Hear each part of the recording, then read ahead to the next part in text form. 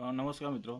आज आपण M A मराठीमधील साहित्यशास्त्र भाग 1 सेमिस्टर 1 मधील घटक साहित्यशास्त्र हा विषय हाताळतोय आणि ह्या साहित्यशास्त्रामधील घटक 2E1 साहित्य प्रयोजन स्वायत्तवादी भूमिका हा घटक आज आपल्याला अभ्यासायचा आहे. तर स्वायत्तवादी भूमिका आणि ह्याच्यात आपण अगोदर साहित्य प्रयोजन काय हे समजून घेतलं अगोदरच्या घटकामध्ये. ह्या घटकामध्ये आपल्याला साहित्य प्रयोजन स्वायत्तवादी भूमिका म्हणजे काय ते समजून घ्यायचं. नेमकं साहित्य प्रयोजन म्हणजे नेमकं काय, तर प्रयोजनाचा हेतू, मुळात त्याचा अर्थ हेतू वगैरे असा होतो. काय हेतू आहे तुमचा, काय प्रयोजन आहे. तर अर्थात प्रयोजन व कार्य यात भेद आहे. प्रयोजन हे कार्याची सिद्धी होण्यापूर्वी असते आणि कार्य हे प्रयोजनानंतर असतं. बरोबर. प्रयोजन आणि कार्य यात भेद आहे. अगोदर तुम्हाला तुमचं प्रयोजन कार्यसिद्धी होण्यापूर्वी असते. म्हणजे तुम्हाला पहिलं हेतू तयार करावं लागतं, प्रयोजन आखावं लागतं, हेतू आखावं लागतं आणि त्यानंतर मग तो हेतू पूर्ण करण्यासाठी तुम्हाला कार्य करावं लागतं. म्हणून प्रयोजन हे कार्याची सिद्धी होण्यापूर्वी असते, तर कार्य हे प्रयोजनानंतर घडते. प्रयोजन विचार काय म्हणजे नेमकं काय, तर साहित्य व्यवहार करताना प्रयोजन म्हणजे वाचकाला आनंद देणे. साहित्य व्यवहार करताना प्रयोजन म्हणजे वाचकाला आनंद देणे, वाचकाला बनवणे हे लेखकाचे वाचकाला आस्वादक बनवणे हे लेखकाचे प्रयोजन असते. तर वाचकाचे प्रयोजन हे आस्वादक बनणे नाही, तर लेखक प्रयत्नपूर्वक विचार करत नाही. वाचकाचे प्रयोजन हे आस्वादक बनणे नाही, तर लेखक प्रयत्नपूर्वक विचार करत नाही. असं आहे. प्रयोजनाची विविधता. एक तर काय लेखकाचं हे काय, तर लेखकाला वाचकाला आस्वादक बनवणे हे प्रयोजन आणि वाचकाचे प्रयोजन हे आस्वादक बनणे नाही, तर लेखक प्रयत्नपूर्वक विचार करत नाहीत. ओके. म्हणजे लेखक हे प्रयत्नपूर्वक प्रयोजन विचार करत नाहीत की बाबा लेखकाला आपल्याला आस्वादक बनवायचं, असं काही नसतं. तर ते लेखक लेखन करत असतो आणि वाचकाचं पण काय असं प्रयोजन नसतं की आपल्याला आस्वादक बनायचं आहे करून. ठीक आहे. म्हणजे प्रयोजनाचा विचार काय, साहित्य व्यवहार करताना प्रयोजन म्हणजे वाचकाला आनंद देणे असतो. वाचकाला आस्वादक बनवणे हे लेखकाचे प्रयोजन आणि वाचकाचे प्रयोजन हे आस्वादक बनणे नाही. तर लेखकाचं प्रयोजन असं नसतं की वाचकाला आस्वादक बनवायचं आहे त्या साहित्यकृतीचा, किंवा वाचकाचं असं प्रयोजन नसतं की ते आपण आस्वादक बनायचं आहे ते साहित्याचं. तर लेखक हे प्रयत्नपूर्वक प्रयोजन विचार करत नाहीत. असे हे जे लेखक असतात ते प्रयत्नपूर्वक प्रयोजनाचा विचार करत नाहीत. ओके. प्रयोजनाची विविधता काय आहे, प्रयोजन हे एकच असते की अनेक. प्रयोजने शाश्वत असतात की बदलतात, यावर चर्चा होते. प्रयोजनाची विविधता काय की प्रयोजन हे एकच असते की अनेक असतात. हेतू आपले एकच आहेत की अनेक असतात. ते प्रयोजन हेतू हे शाश्वत असतात की बदलत राहतात, यावर चर्चा होते. एका वस्तूचे एक मुख्य आणि एक अन्य दुय्यम प्रयोजन असू शकते. म्हणजे एका वस्तूचे एक मुख्य प्रयोजन हेतू किंवा अनेक दुय्यम प्रयोजनही असू शकतं. ते ही विविधता आहे. ते का प्रयोजन हे एकच असते की अनेक असू शकतात, किंवा प्रयोजनं शाश्वत असतात की बदलत राहतात, यावर चर्चा होते. तर एका वस्तूचे मुख्य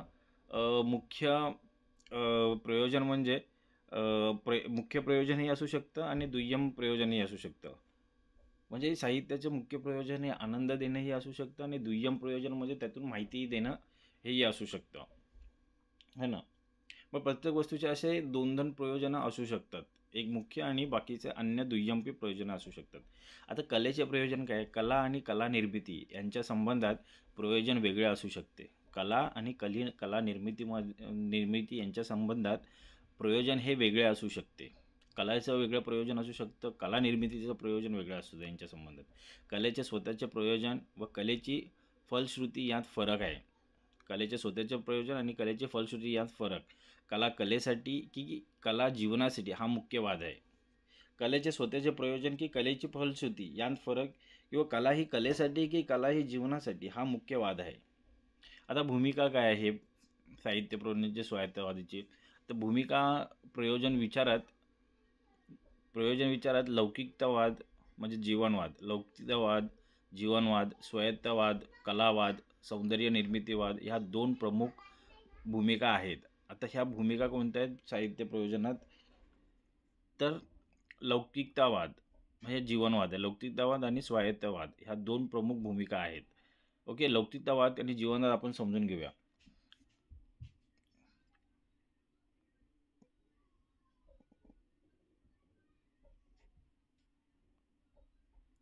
आता मूलभूत विचार समजून घेऊया आपण. साहित्याचे प्रयोजन केवळ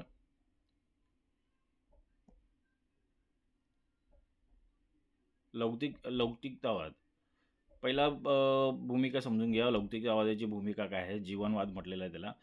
मूलभूत विचार काय आहे त्याच्यात? ते साहित्याचे प्रयोजन केवळ सौंदर्य निर्मिती न ठेवता नीती, ज्ञान आणि जीवनावश्यक मूल्यांचा प्रसार करणे हे आहे. ते मूलभूत विचार काय आहे या लौकिकतावाद साहित्य प्रयोजनाचा? तर साहित्याचे प्रयोजन केवळ सौंदर्य निर्मिती न ठेवता, तर साहित्याचं प्रयोजन हे केवळ सौंदर्य निर्मिती करणं नसेल, तर नीती, ज्ञान, जीवनावश्यक मूल्यांचा प्रसार करणे हे देखील साहित्याचे प्रयोजन आहे. ओके, फक्त काय सौंदर्य निर्मिती करणं हाच प्रयोजन नाही आहे साहित्याचा, तर त्यातून नीती, ज्ञान आणि जीवनावश्यक मूल्यांचाही प्रसार होणं गरजेचं आहे. हेही साहित्याचे प्रयोजन आहे. साहित्य आणि जीवन. साहित्यातून मानवी जीवनाचे, संस्कृतीचे, नैतिकतेचे ज्ञान मिळते. साहित्यातून काय मिळते? तर मानवी जीवनाचे, संस्कृतीचे, नैतिकतेचे ज्ञान मिळत असतं, जे व्यावहारिक जीवनात उपयुक्त ठरते. साहित्य सत्य आणि ज्ञान यांचा प्रकाश टाकते. साहित्य आणि जीवनाचा संबंध काय आहे? तर साहित्यातून मानवी जीवनाचे, संस्कृतीचे, नैतिकतेचे ज्ञान मिळत असते, जे जीवनात उपयुक्त ठरते. साहित्य हे सत्य व ज्ञान यांचा प्रकाश टाकते, यांच्यावर प्रकाश टाकत होते. आता हेतू काय आहे? तर साहित्याचा हेतू सत्वदर्शन घडवणे आणि मानवी मनाचा विकास करणे आहे. साहित्याचा हेतू काय? तर साहित्याचा हेतू सत्वदर्शन घडवणे आणि मानवी मनाचा विकास करणे. समीक्षांच्या मध्ये जीवनवादी प्रगतिवादी समीक्षक दवा कालेलकर, आचार्य जावडेकर, साने गुरुजी यांनी समाजाचे कल्याण हे साहित्याचे मुख्य प्रयोजन मानले. आता जीवनवादी लौकिकतावाद म्हणजे जीवनवादी व प्रगतिवादी समीक्षकांनी काय केलं? तर ह्याच्यामध्ये ह्या समीक्षक कोणते आहेत? तर कालेलकर, आचार्य जावडेकर, साने गुरुजी यांनी काय केलं आहे? तर समाजाचे कल्याण व्हावे हे साहित्याचे मुख्य प्रयोजन मानले. विका राजवाडे आणि केतकरांचे मत आहे, यांच्या मते साहित्याने उपद्रवी विचारांवर हल्ला करून पुरोगामी विचारांचा प्रसार करावा, समाजात सुधारणा घडवावी. विका राजवाडे आणि केतकरांचं मत काय? तर साहित्याने काय करावं? तर उपद्रवी जे विचार आहेत त्यांच्यावर हल्ला करून पुरोगामी जे विचारांचा प्रसार करावा. उपद्रवी जे विचार आहेत त्यांच्यावर हल्ला करून पुरोगामी जे विचार आहेत त्यांचा प्रसार करावा आणि समाजात सुधारणा घडावी, असं राजवाडे आणि केतकरांचं मत आहे. तर कुसुमावती देशपांडे यांचे मत आहे, साहित्य हे सत्य व सौंदर्य जीवनाशी जोडणारे, जीवनास सापेक्ष असावे. ते साहित्य हे कसं असावं? ते सत्य आणि सौंदर्य जीवनाशी जोडणारे असावेत, जीवनास सापेक्ष असावेत. वाचकाच्या अनुभवानुसार साहित्याच्या प्रयोजनात बदल होतो. साहित्याच्या प्रयोजनात बदल होतो. पण साहित्याचा जो हेतू आहे त्याचा बदल कसा होतो? तर वाचकाच्या अनुभवावरून त्या साहित्याच्या हेतूचा प्रयोजनात बदल होत राहतो. त्याचा हेतू बदलत राहतो वाचकाच्या अनुभवानुसार. डॉक्टर राभा पाटणकर यांचं मत आहे की लौकिकतावादामध्ये कला हे साध्य नसून साधन मानले जाते. पाटणकरांचं मत काय? डॉक्टर राभा पाटणकरांचं मत काय? लौकिकतावाद जीवनवादामध्ये किंवा लौकिकवादामध्ये कला हे साध्य नसून साधन मानले जाते. आता पुढे स्वायत्तवादी. आपण आता लौकिकवादी भूमिका पाहिली, त्याचे विचार पाहिले, त्याचा हेतू पाहिला. या लौकिकवादी भूमिकेचा काय हेतू आहे, मूलभूत विचार पाहिला, साहित्य आणि जीवन याचा संबंध पाहिला. आता आपण स्वायत्तवादी भूमिका पाहूया. आता स्वायत्तवादी भूमिकामध्ये मूलभूत विचार काय आहे ह्या भूमिकेचा? तर साहित्य हे ज्ञान, नीती, संदेश किंवा जीवनाधार यांच्यासाठी नसते, तर केवळ सौंदर्य निर्मिती, कला हेच त्याचे एकमेव प्रयोजन असते. आता ह्याच्या उलट आहेत. लौकिकतावादी जीवनवादीमध्ये, स्वायत्तवादीमध्ये काय ते त्याच्या उलट इथे मूलभूत विचार आहेत. साहित्य हे ज्ञान, नीती. तिथे काय होतं? साहित्य केवळ सौंदर्य निर्मिती नसेल तर ती ज्ञान, नीती, संदेश यांवरती पण जीवनाचा आधार याच्यासाठी पण असते. तर इथे काय आहे, साहित्य ज्ञान, नीती, संदेश किंवा जीवनाधार यांच्यासाठी नसते, तर केवळ सौंदर्य निर्मिती कला हेच त्याचे एकमेव प्रयोजन असते. कला ही स्वयंभू, स्वायत्त आणि मूलमुक्ती आहे. कलेचे स्वरूप, कला कलेसाठी ही भूमिका आहे. कला ही गैर ज्ञान, गैर नैतिक प्रयोजनापासून मुक्त असते. कलेच्या सौंदर्याचा आस्वाद घेताना अलौकिक आनंद मिळतो. असं ह्या स्वायत्तवादी भूमिकेचं आहे. स्वायत्तवादी भूमिका ही फक्त फक्त कला ह्या माध्यमातूनच विचार करते. सौंदर्य निर्मितीतूनच विचार करते. त्याच्या पलीकडे ज्ञान, नीती, मूल्ये, संदेश किंवा समाजवाद ह्याच्यातून विचार करत नाहीत. नैतिकता वगैरे ह्याचा विचार करत नाहीत. त्यातून काहीही साध्य होईल ह्याचा विचार करत नाही. फक्त आस्वादक आणि त्यातून फक्त सौंदर्य दिसलं पाहिजे, ह्या सौंदर्य निर्मितीचाच विचार करते स्वायत्तवादी. तसं फक्त अलौकिकवादी जीवनावादीमध्ये नाही. जीवनावादीमध्ये की कसं आहे, की फक्त लौकिक सौंदर्य निर्मितीचा विचार न करता इतर गोष्टींचाही विचार करावा. जसं नीती, मूल्य, समाज, संदेश, ज्ञान यांचाही विचार करावा. समाजघडण, प्रबोधन यांचाही विचार करण्यात यावा. स्वायत्तवादीमध्ये तसं नाही आहे. कलेचे स्वरूप, कला कलेसाठी ही भूमिका, कला ही हे कलेचे स्वरूप वाटलं. आता समीक्षकांचे मत काय आहे, ते पिशे यादी साहित्याचे प्रयोजन केवळ सौंदर्य निर्मिती मानतात. पिशे यादी हे काय म्हणतात, तर साहित्याचे प्रयोजन केवळ सौंदर्य निर्मिती मानतात. साहित्य हे तत्वज्ञान किंवा उपदेशासाठी नसते. बासी मर्ढेकर यांचं मत काय, त्यांनी ही भूमिका अत्यंत काटेकोरपणे मांडली. कलाकृतीला स्वरूप असते, फॉर्म असतो महत्त्वाचे. सौंदर्यनिष्ठ मूल्य ही जीवनातील मूल्यांपेक्षा वेगळी असते. सौंदर्यनिष्ठ मूल्य ही जीवनातील मूल्यांपेक्षा वेगळं असतं, असं मर्ढेकरांचं मत आहे, भूमिका आहे. त्यांनी काय म्हटलं आहे, त्यांनी काटेकोर भूमिका मांडली. कलाकृतीला स्वरूप महत्त्वाचे असते. ओके. पुढे वि. स. खांडेकर त्यांचं मत काय, कला कलेसाठी मान्य, पण साहित्याचा संबंध नैतिक आणि ज्ञानार्जन यांच्याशी जोडला. खांडेकरांनी काय केलं, की कला ही कलेसाठी हे मान्य केलं, पण साहित्याचा संबंध नैतिक आणि जनार्जन यांच्यासाठीही जोडला. उदात्त जीवन जगण्याचा संदेश कलेतून मिळतो, असं खांडेकरांचं मत आहे. नासी फडके यांचं मत आहे, की कलेसाठी या भूमिकेचे समर्थक होते. कलेचे प्रयोजन केवळ आनंद देणे आहे. सौंदर्य हे सत्य, नीती सौंदर्य यांच्याशी विरोध नसून ते स्वतःच्या सौंदर्याने सत्य असते. सौंदर्य हे सत्य, नीती किंवा सौंदर्य यांच्याशी विरोध नसून ते स्वतःच्या सौंदर्याने सत्य असते, असं नासी फडके यांचं मत आहे. अच्छा, पाश्चात्य परंपरेमध्ये काय म्हटलेलं आहे, की सौंदर्य हे जीवनातील 3 मूल्यांपैकी एक मानले जाते. सौंदर्य काय आहे, ते 3 जीवन मूल्य आहेत. ती कोणते, सत्य, नीती, सौंदर्य यापैकी एक मानले जाते. हे पाश्चात्य परंपरेमध्ये आहे. सौंदर्य हे जीवनातील 3 मूल्यांपैकी एक मानलं जातं. सत्य, नीती, सौंदर्य.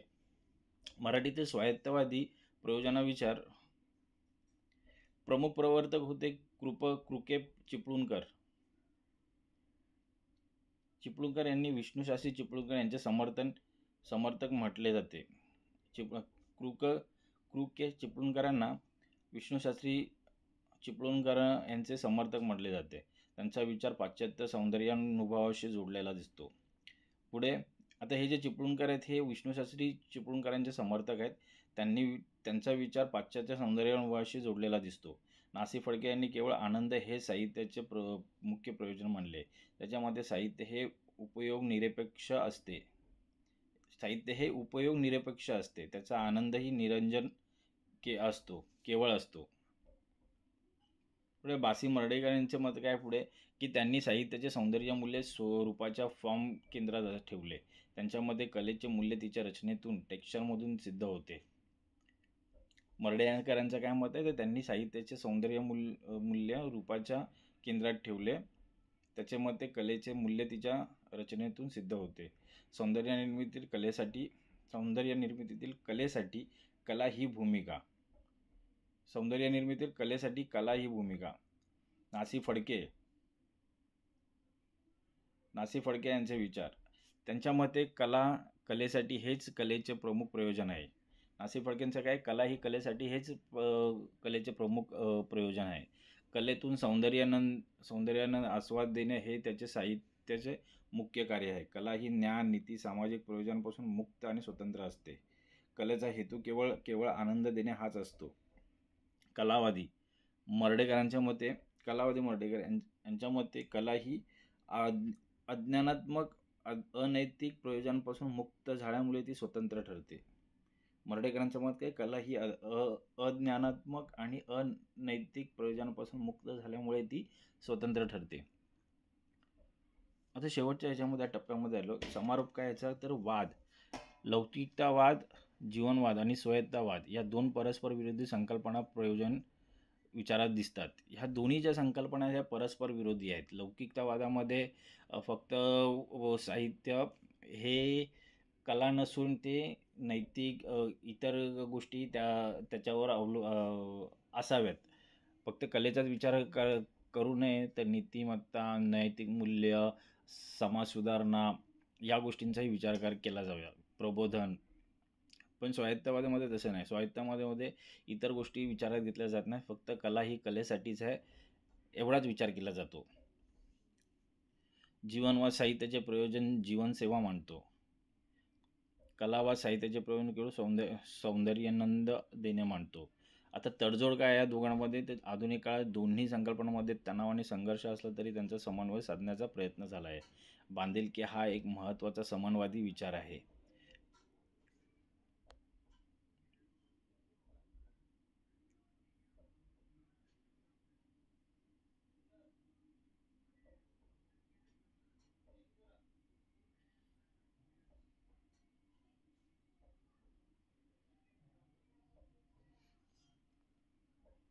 आता निबंध स्वरूपामध्ये हा घटक आलेला आहे, ते आपण पटकन वाचन करूया. याच्यामध्ये निबंध स्वरूपात कसा वर्णन केलेला आहे या घटकाचा ते आपल्याला कळेल.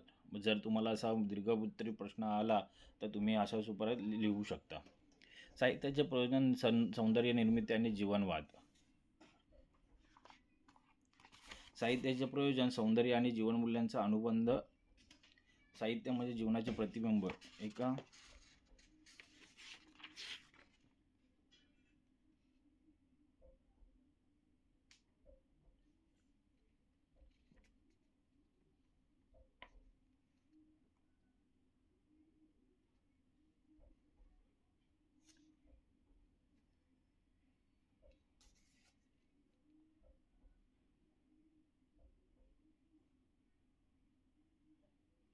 ओके. तर दुसरा भाग आहे आता साहित्याचे प्रयोजन स्वायत्तवादी भूमिका सौंदर्य कलेसाठी. ओके. सौंदर्य आणि जीवनमूल्यांचा अनुबंध.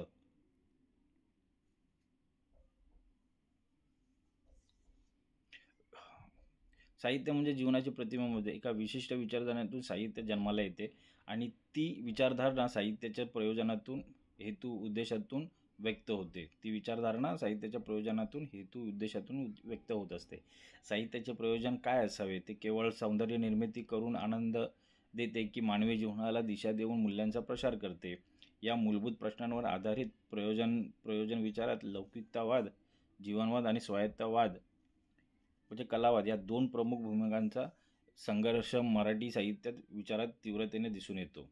आता लौकिकतावाद किंवा जीवनवादी भूमिका लौकिकवाद म्हणजे साहित्याला जीवनाशी जोडणारी भूमिका. या भूमिकेनुसार साहित्याचे प्रयोजन केवळ अलौकिक आनंद देणे नसून तर ते ज्ञान, नीती, समाज सुधारणा आणि जीवनाचे उदात्त ध्येय गाठण्यासाठी एक साधन आहे. जीवनवादी समीक्षक साहित्याकडे उपयुक्ततावादी दृष्टिकोनातून पाहतात.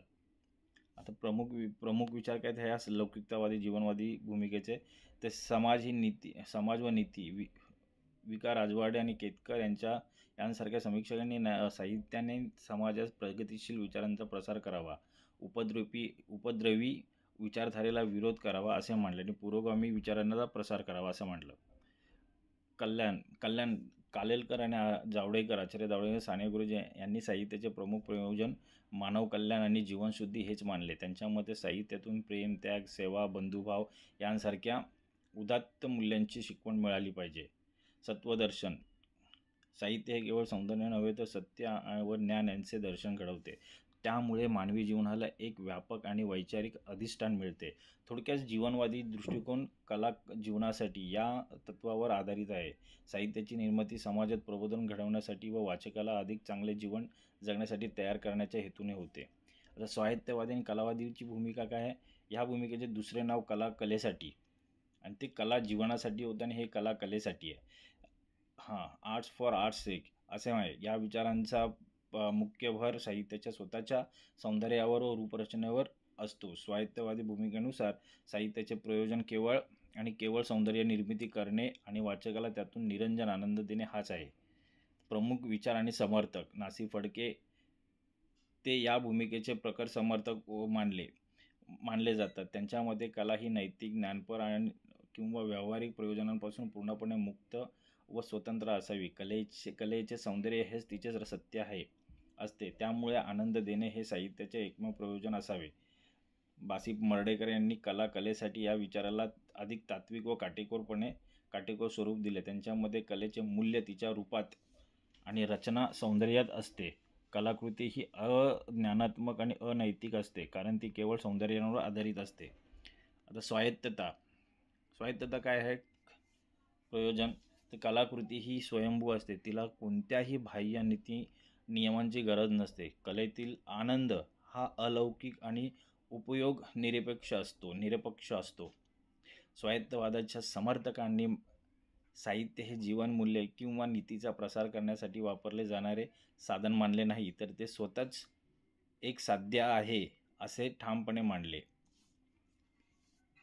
दोन भूमिकांमधील समन्वय आणि तणाव. मराठी साहित्य विचारात लौकिकतावाद आणि स्वायत्ततावाद या दोन टोकाच्या भूमिकांमध्ये नेहमीच तणाव राहिला आहे. पाश्चात्य साहित्य विचारातून आलेल्या या संकल्पनांनी भारतीय साहित्याच्या प्रयोजनावर खोलवर परिणाम केला. तणावाचे स्वरूप काय? तर जीवनवादी कलेची नीती व मूल्यांशी जोडतात. जीवनवादी कलेला नीती आणि मूल्यांशी जोडतात, तर कलावादी तिला सौंदर्य आणि आनंदापुरती मर्यादित ठेवतात. एका बाजूला सामाजिक बांधिलकी आहे, तर दुसऱ्या बाजूला कलात्मक स्वातंत्र्य आहे. समन्वयाचा प्रयत्न. आधुनिक काळात अनेक समीक्षकांनी या दोन भूमिकांमध्ये मध्य मार्ग काढण्याचा प्रयत्न केला. वि. स. खांडेकर यांच्यासारख्या समीक्षकांनी कलेसाठी हे तत्त्व मान्य केलं, पण त्याचवेळी कलेच्या माध्यमातून उत्तम जीवनमूल्यांचा प्रसार होऊ शकतो असेही मत मांडलं खांडेकरांनी. बांधिलकीचा विचार. साहित्याची बांधिलकी, कमिटमेंट हा विचार याच समन्वयाचा भाग आहे. कला सौंदर्यासाठी असली तरी ती जीवनापासून पूर्णपणे अलिप्त राहू शकत नाही. उत्तम कलाकृती सौंदर्याचा आनंद देतानाच जीवनातील उदात्त मूल्यांचा अनुभवही देते. आता जर निष्कर्ष काय आला, साहित्याचे प्रयोजन केवळ एकाच साच्यात बसणारे नाही. साहित्याचे प्रयोजन हेतू केवळ एकाच साच्यात बसणारे नाही. भारतीय आणि पाश्चात्य परंपरेमध्ये चालत आलेल्या विचारांनुसार साहित्याचे स्वरूप बहुआयामी आहे. लौकिकतावादी भूमिकेतून साहित्याला सामाजिक जबाबदारी आणि उपयुक्तता प्राप्त होते, तर स्वायत्तवादी भूमिकेतून साहित्याला कलात्मक स्वातंत्र्य आणि अभिजात सौंदर्य मूल्य प्राप्त होते. अंतिम विश्लेषण करताना असे दिसते की जे साहित्य केवळ सौंदर्यानंद देऊन थांबते ते पूर्ण नसते. जे साहित्य केवळ सौंदर्यानंद देऊन थांबते ते पूर्ण नसते, आणि जे साहित्य केवळ उपदेश देते ते कंटाळवाणे होते. म्हणूनच उत्तम साहित्य तेच ठरते जे उत्कृष्ट कलात्मक सौंदर्याच्या रूपातून जीवनातील सत्य, नीती आणि उदात्त मूल्यांचा अनुभव वाचकाला देते. साहित्याचे प्रयोजन सौंदर्य आणि जीवनमूल्यांचा सुयोग्य अनुबंध साधण्यात आहे. आता काही दीर्घ उत्तरी प्रश्न आलेले आहेत, त्यांचा थोडा आढावा घेऊया आपण.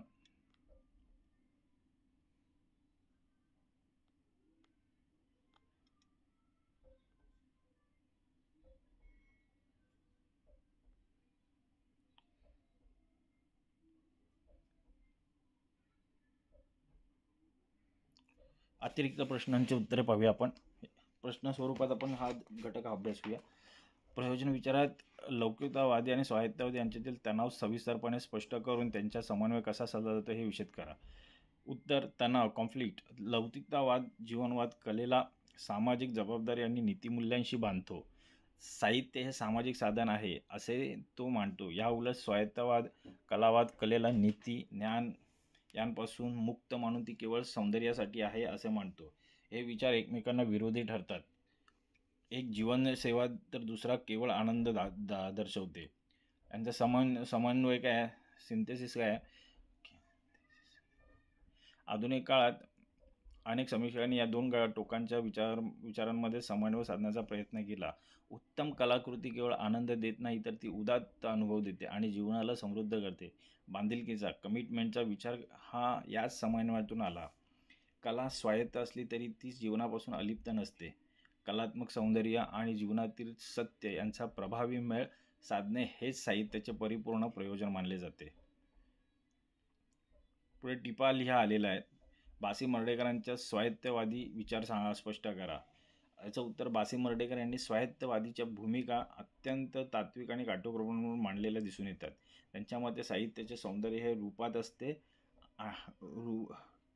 सौंदर्य रूपावर केंद्रित झालेले असते, तर कलाकृतीचे मूल्य तिच्या रचनावरती साहित्याचे रूपामध्ये असते आणि कलाकृतीचे तिच्या रचना सौंदर्यात असते, तिच्या आशयात किंवा नैतिकतेत नसते.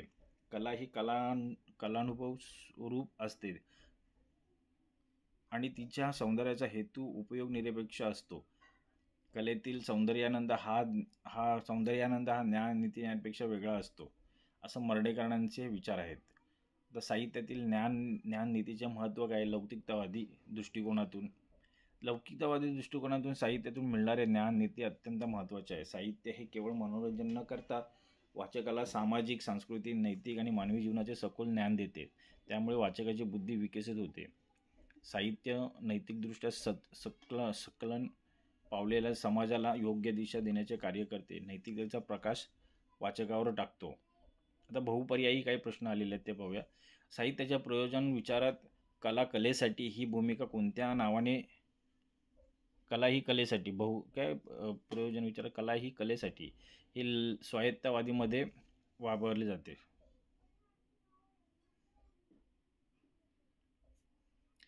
कला कलेसाठी या भूमिकेचे मराठीतील प्रमुख हे कोण. नासी फडके, साने गुरुजी. लौकिकतावाद आणि भूमिकेनुसार साहित्याचे मुख्य प्रयोजन कोणते. जीवन, कल्याण आणि ज्ञान. बासी मर्ढेकरांनी साहित्याचे सौंदर्य कोणत्या घटकात मांडले. रूप आणि रचना याच्यामध्ये मांडले. साहित्याचे प्रयोजन केवळ आनंद घेणे आहे, हे मत कुणाचे आहे. कुणाचे. राजपट चिपळूणकर. मित्रांनो, हा घटक इथे आपण संपवलेला आहे, चांगल्या प्रकारे हाताळलेला आहे. तर आज आपण इथेच थांबूया. याच्यामध्ये साहित्य लौकिकतावाद प्रयोजनाबद्दल सांगितण्यात आलेलं आहे. याच्यात दोन भूमिका आहेत, स्वायत्तवाद प्रयोजन आणि लौकिकतावाद.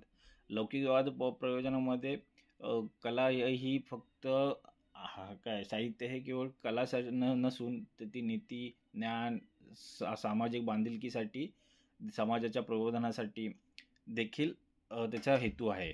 हा हेतू मांडला त्यांनी. फक्त ही आनंद मिळवण्यासाठी नाही आहे, किंवा कला ही फक्त कलेसाठी नसून, आनंद मिळवण्यासाठी नसून, तर ती समाजाचे प्रबोधन करण्यासाठी, ज्ञान, नीती, परत सामाजिक बांधिलकी यासाठी पण साहित्याचं प्रयोजन असतं. हे लौकिकतावादी भूमिकेचे विचार आहेत. आणि स्वायत्तवादी भूमिकेचे विचार काय आहेत, ती कला ही फक्त कलेसाठीच आहेत. कला ही सौंदर्य निर्मितीसाठी, त्याच्या व्यतिरिक्त कशासाठीही तिचा उपयोग नाही आहे, किंवा ती नीती, मूल्य ह्यांसाठी बनलेली नाही आहे. ती फक्त कला ही कलेसाठी ह्याच विचाराने तिचा विचार करावा, असं हे स्वायत्तवादीचं भूमिका आहे. तर आज आपण इथे थांबूया. पुढच्या व्हिडिओमध्ये पुढच्या घटकाचा अभ्यास करूया. धन्यवाद.